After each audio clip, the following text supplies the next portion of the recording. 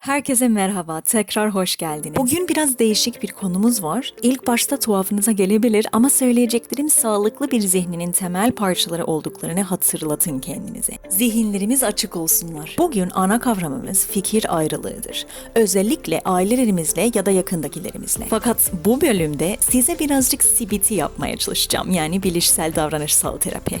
Terapist olduğumu biliyordunuz ve birazcık bedava terapi kim istemez? Bugün hedefimiz şu. Bir olaya çeşitli bakış açılardan bakıp o olaya dair daha büyük bir perspektife sahip olmak. Bunu yapmak kişisel hayatlarımızda o olayın üzerinde güçlendirilmiş olup o duruma daha hakim olmamızı sağlar. Ve 5 dakika içerisinde yapmamız gerekiyor. Hadi başlayalım. İlk önce ana konumuz fikir ayrılığıdır. Onu ortaya getirelim böyle. Ve çoğu zaman bu tarz şeyler gelir aklımıza. Kavga, bağırma, mutsuzluk. Bunlar mutluluğunuzu hiç tehdit etti mi? Bunlar başlangıç noktamızı oluşturuyor ve onlara geri dönmek üzere şimdilik bir kutuda saklayalım. Tekrar buraya, ortaya dönüyoruz. Fikir ayrılığının asıl anlamı hemfikir olmamak, yani farklı fikirlere sahip olmak. Bu şekilde düşündüğümüzde hemen fark ediliyor ki kavga bu kavrama şart değildir. Hatta bunu somutlaştırmak amacına birkaç örnek yapalım. Kuaförüm saçlarımı uzun kullanmam gerektiğini düşünüyor. Ben ise kısa saçlara bakmak ve sürekli yapılı tutmak çok daha kolay olduğu için kestiriyorum. Ben kimsesiz bir odada çalışmayı tercih ediyorum. Arkadaşım ise başkalar olmadan odaklanamıyor. Son bir örnek vermek gerekirse, bazen danışanlarım A konusunun üzerinde durmak istiyorlar ama bence B konuya geçmek daha faydalı olurdu. Gördüğümüz gibi hemfikirde olmamak hem tercih kadar basit ve zararsız şeyleri hem de kanaat kadar kişisel düşünceleri içeriyor.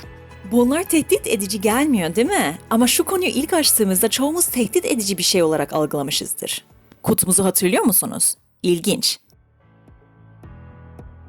Devam, bir adım daha atalım. Daha sıkıntılı bir alana aktaralım şunu. İş yerindeki hemfikir olmadığınız iş arkadaşlarınızı düşünün ya da beraber çalışmak zorunda kaldığın insanlar. Mesela birisi daha erken bir teslim tarihi ister ama sen haftaya ancak bitiririz diyorsun. Ya da birisi eskiden kullandığınız bir sistemle devam etmenizi ister. Eski bir kitap, bir materyal, iletişim sistemi, tedarikçi vesaire ama sen daha iyi bir seçenek olduğunu bilip değiştirmenizi istiyorsun. Bu anlaşmazlıkların ortasındayken ve onları yaşarken evet bizi kötü ya da stresli hissettirebilir. Fakat daha büyük düşünelim. Patronu düşünelim. Sağlıklı bir çalışma sisteminde patron farklı fikirlere sahip olan kişileri özellikle işe almıyor mu?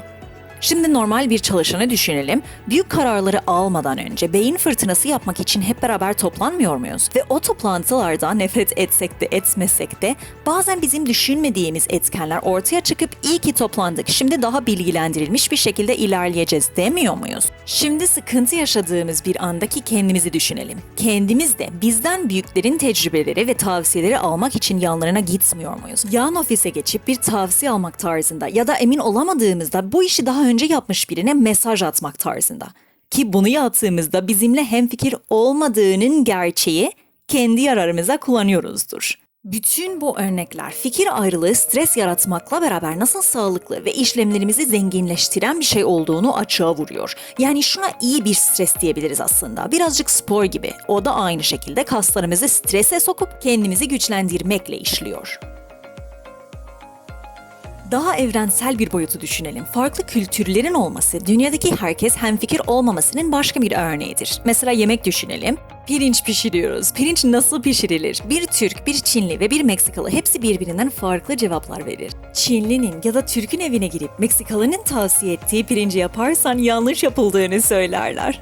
Hemfikir değiller. Bunlar da fikir ayrılığı yaşıyorlar. Meğerse mutfak turizmi seyahatlerimizin en büyük parçalarından biridir. Ve farklı kültürlerin tatlarına bakmak çoğumuza büyük sevinç getirir. Bu çok ilginç değil mi? Öyle bir noktaya geldik ki fikir ayrılığı bizi zenginleştirmekten ötedir. Dört gözle beklediğimiz bir şey de olabilir. Son bir adım olarak bunlarsız bir dünyayı hayal edelim. Herkes aynı olup birbirimizden tamamen aynı fikirlere sahip olduğumuz bir dünyayı. Tek bir saç stili var, işte takıldığında senden deneyimli birisinden fikir alamazsın ve gezegende farklı mutfaklar yok. Büyük bir felaket olurdu aslında. Nasılsınız? Nasıl geçti düşünce maceramız? Değerli arkadaşlar, bizim bir bilişsel alışkanlığımız var. O da fikir ayrılığını negatif duygularla bağdaştırıp kendisi negatif olduğunu düşünmek. Bu bilişsel çorbayı bir gerçek olarak algılıyoruz ve ailelerimizle hemfikir olmadığımızda direkt saldırıya uğramış hissediyoruz ve geri saldırmaya hazırlanıyoruz. Bu, kırmamız gereken bir zihinsel alışkanlık. Artık hemfikir olmamayı, negatif hislerden ayrılmalıyız. Cem ve Özlem'e hızlıca uygulayalım. Bizimkiler çocuk yetiştirme metotlara dair hemfikir değildir. Cem'in arkadaşlarıyla ne sıklıkla dışarı çıkacağı konusunda hemfikir değildir.